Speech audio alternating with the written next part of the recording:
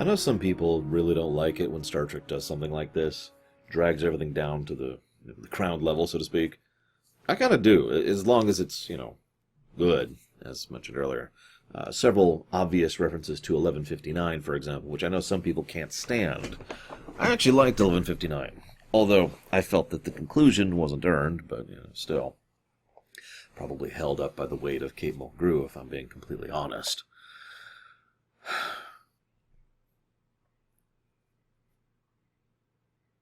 The episode starts, and we find out that T'Pol has decided to start drinking alcohol, which, you need to be careful, otherwise the Vulcan people might be conquered there. Anyways, he then mentions first contact, and she's like, well, no, actually, first contact was a lot earlier. That's why she went to Carbon Creek. And they're like, I'm sorry, what? Like, I saw the movie. Right? You saw Cochrane, That can't possibly be. So then she starts reciting her tale. Before I jump forward, though, I want to touch on a couple of behind-the-scenes things. They mentioned that this is the episode that is 1 year to the day of the launch. So we're still keeping that whole time travel, or time tracking thing, although we're going to enter a new team of writers starting next episode and for most of the rest of the season, so I'm not sure how that's going to be continued, if at all. I'll be paying attention, because as ever, I'm very curious, especially about those little tidbits of continuity. Next thing, though, I can't believe my feet are cold. Sorry. I'm kind of fidgeting here. It's the middle of summer. I mean, I know I have a good air setup, but God, it's just weird. I'm sitting here in a coat and pants, and I got my shirt on, and obviously I don't have any shoes or socks on. Why would I? Maybe I should. One of the Vulcans' names is Mestral. I thought that was admittedly cute. For those of you not aware, Mestral was actually the inventor of Velcro, although several other factoids about that are completely wrong, including the time, but still kind of amusing little tidbit. Also, Dazul? I'm not actually sure how to pronounce that. It's the name of the studio that put out I Love Lucy, which got a shout-out in this episode, which was done very deliberately as a specific callback to that, because Star Trek owes its existence to that studio. Really. They were the ones who fronted Star Trek, as in the original series. And so, given the timing and the presentation, it's just an amusing little callback. There's this bit where Tucker's like, you don't understand. The first contact with Vulcans was at first contact. I'm actually amused that he didn't say first contact with aliens. I sat down and thought about it for a bit. So we've got the Greeks in TOS, Plato's kids in TOS, the Sky Spirits in Tattoo over in Voyager, Quinn, the Q from Voyager, Guinan, that's TNG era, the Davidians, same episodes, the Skagarans, that's going to be later in Enterprise, the Briori, that's Voyager, and the Voth, if you want to count that. That's also not counting how many humans have come back in order to do their things, because why not? I just find the whole thing kind of amusing, considering Earth is apparently just a nexus of time travel. And so is San Francisco specifically. Go figure. Anyways. So they are like, okay, we've been here, we've run out of rations, we're going to starve, what do? They decide, okay, let's go hunt a deer. And they're like, and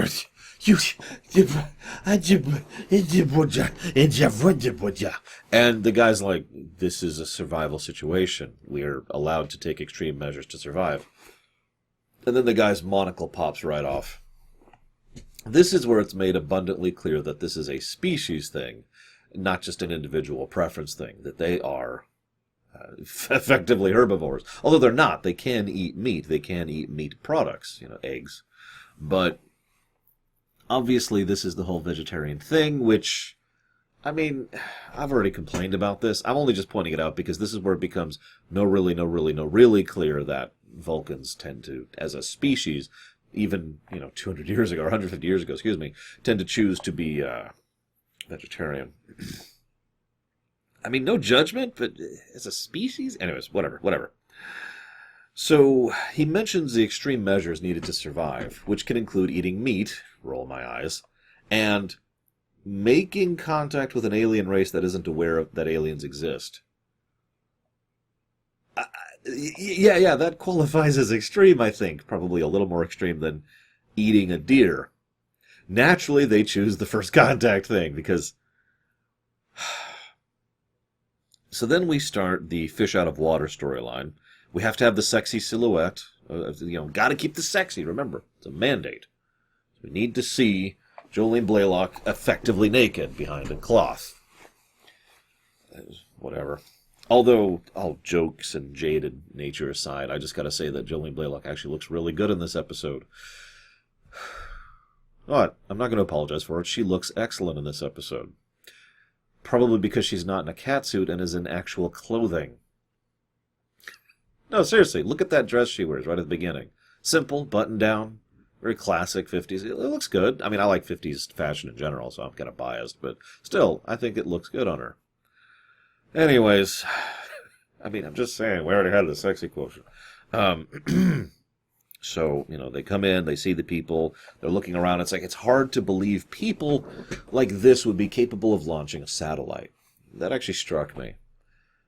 I wonder if the Vulcans have previously encountered people who are more unified than humanity.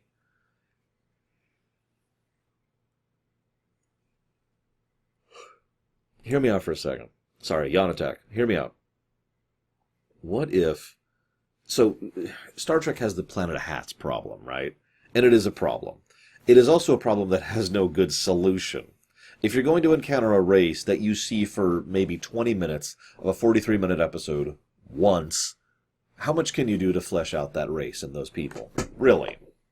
If you interacted with humans in real life now for about 23 minutes, you're not even going to get the tiniest sliver of a slice of our culture and personality. So, species of hats, okay, sure.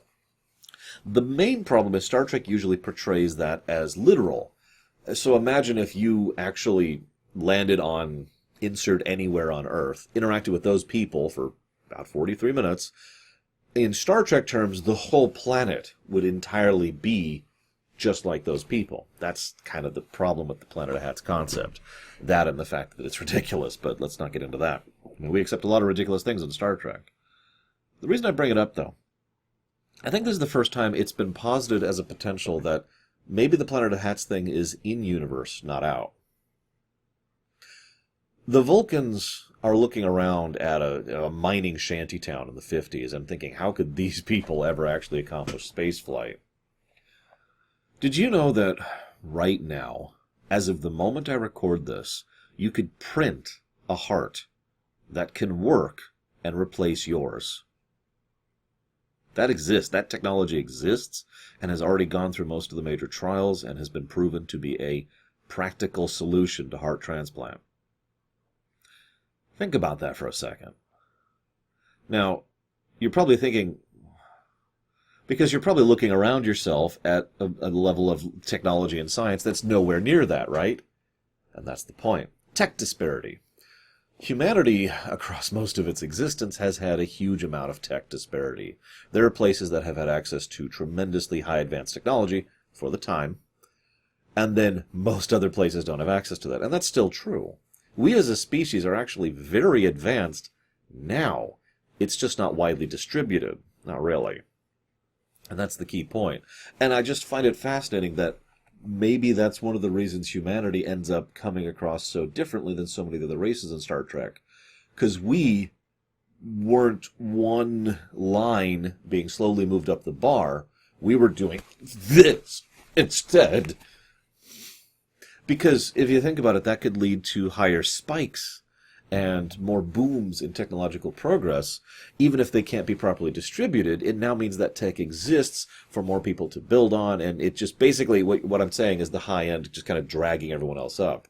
Now that's from a purely scientific and technological perspective. Obviously there are economic and industrial concerns that are really a problem here. But again, within the confines of Star Trek and fiction, it's an interesting thing to think about. I mean, how many people do you know personally that you think you'd be comfortable with going to space? Because we can do that now. We've been doing that for decades. Anyways, So we have the fish out of water story, and they eat the pretzels. I like that they decided to make the locals friendly. It would have been really easy for this to go towards the other opposite cliche, which is, "We don't like your kind around here." This is supposedly set in Pennsylvania, even though this is actually a town in California. But that's where they filmed it anyways.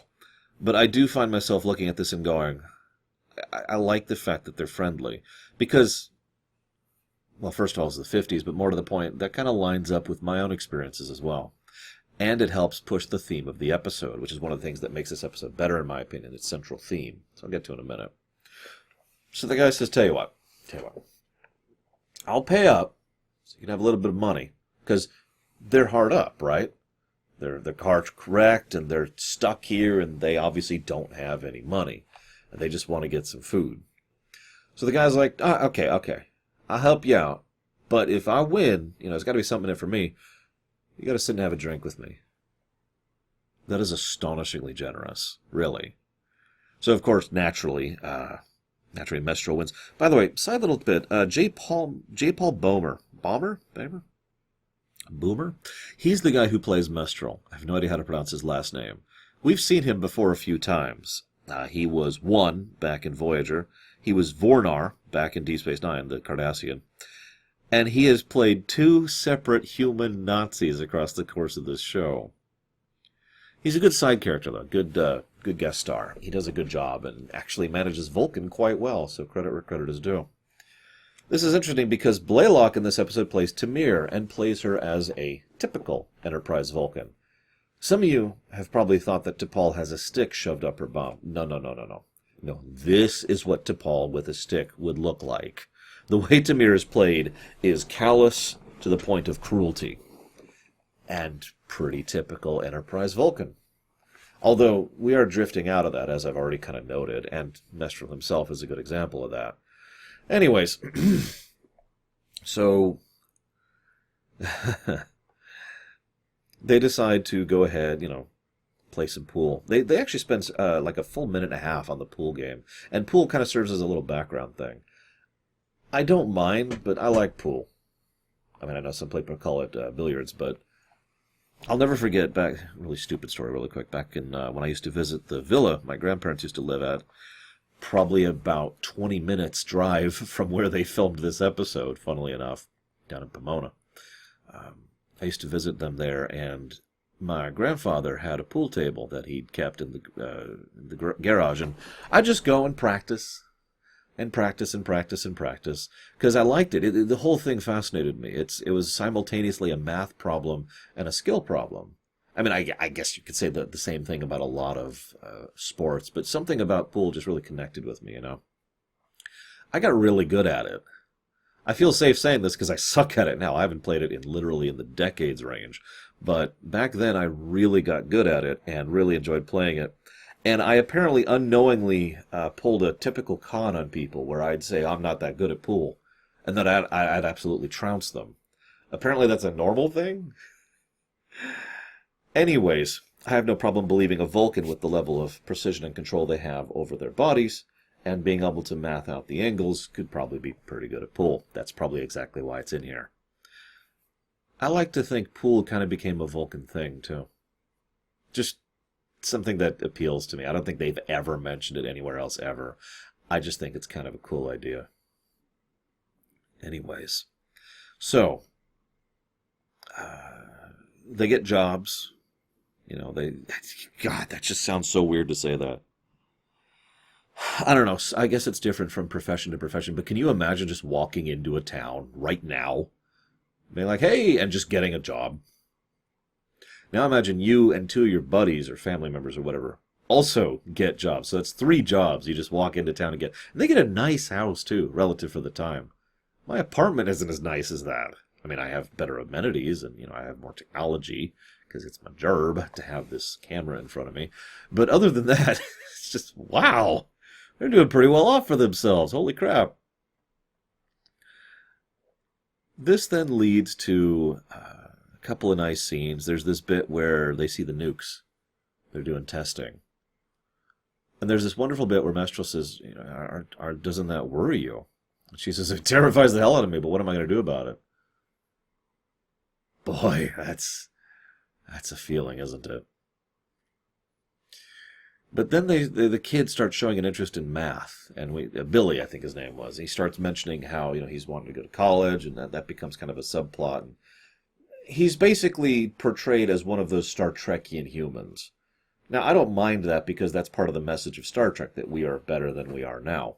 And frankly, I've met Star Trekian humans in real life. People who are interested in expanding their horizons, who are interested in learning more, who are tolerant and understanding and respectful. I've met plenty of people like that, so it doesn't really bother me all that much, even though he's written to be in that archetype. This leads to an interesting argument, and probably the best part of the episode. I'm going to go ahead and mention it now, because this is the main theme of the episode. Humans good, humans bad.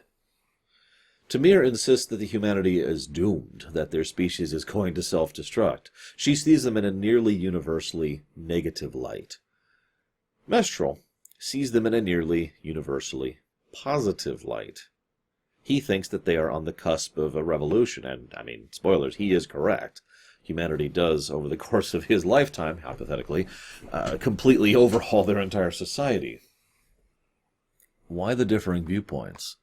Now, both of them take it a little bit too bit of an extreme, and both of them are wrong, and also right. Remember, diversity. There's a lot of us around here. But what I find most interesting is the why they both have those perspectives. Hear me out for a second. She mostly watches the news and stays distant from individuals. She is getting... I can make the joke that she's negative because she's just listening to news media, which isn't a joke. But what the actual point is I'm trying to make is that she has zoomed the camera out. I actually asked that question a few episodes ago. Remember that? If you zoomed the camera out and looked at Earth like this, would you think positively about it? Because the more you zoom the camera out, the more you only notice the big things. And the big things tend to be bad, because they're either massive disasters or they're propagated by horrifically evil people, who tend to have more of an impact than someone who's a genuinely good person who's just trying to live their lives. Right? You don't see a lot of large-scale good things. No, the good things tend to be small. And that's Mestral's perspective. He sees the individuals. He's made friends. He's actually gotten close to, I forgot her name, Julie, I think. She's played by one of the Cusack siblings, and Cusack, I think. But, he has seen the individual ground-to-earth perspective. He has seen people. And so he sees the positive in humanity. And isn't that applicable even now?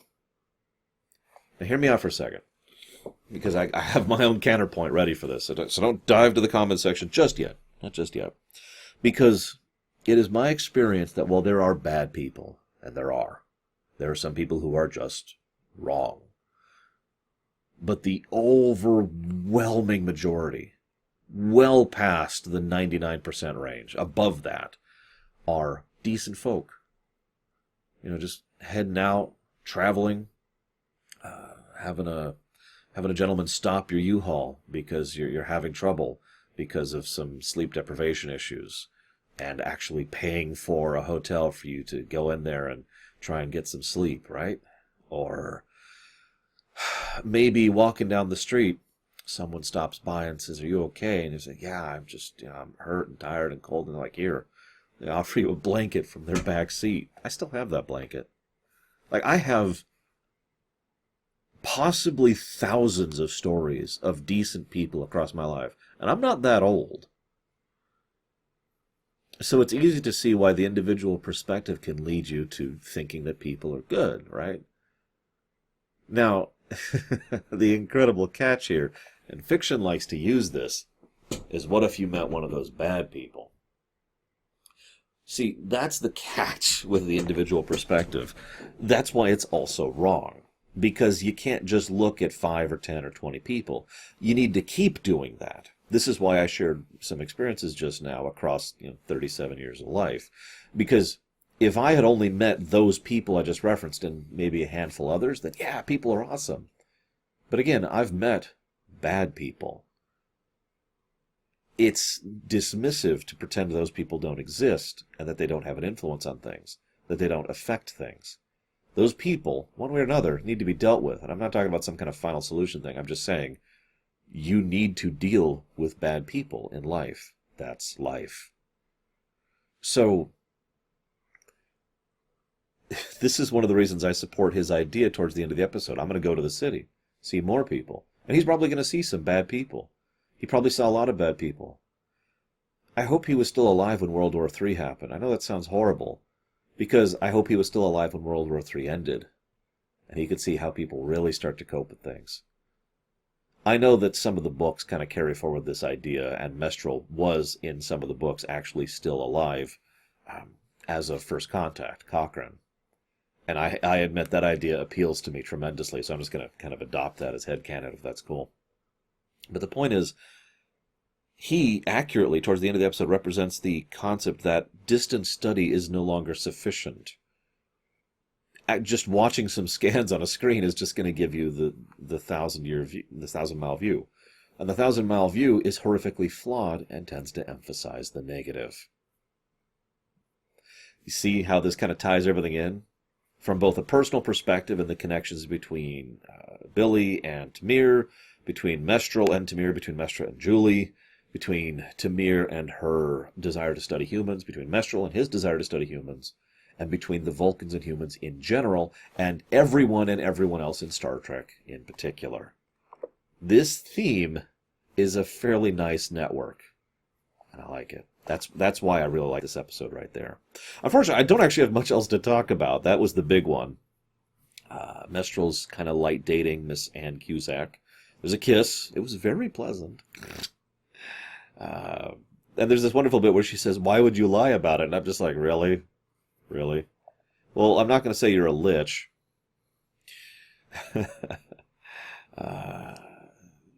So there's my thoughts about World War III. She sees... Oh, Jack is apparently the name of the kid. Jack. My bad. Billy must have been someone else. I actually wrote his name down. I mentioned the problem with perspective. The prime directive kind of shows up, kind of. We shouldn't interfere. And he's like, I'm going to help these people. She gives this line, which is just, wow. They only live like 70 years. Why bother? I almost feel like that line should have been cut. In fact, let me rephrase that. I feel like that line was supposed to be cut from the script and someone just made a mistake, because that line is not in line up with her character at that point, nor immediately after that, where she is helping him with the scanner to help get the other people out of the mine. Also, there's that line, compassion is a human emotion. No, it's not. Although, once again, we see that compassion is a recurring theme. Human compassion is a recurring theme of Enterprise. Although they treat it weirdly, but at least it's there. So then she invents Velcro. Wah, wah. And the episode ends.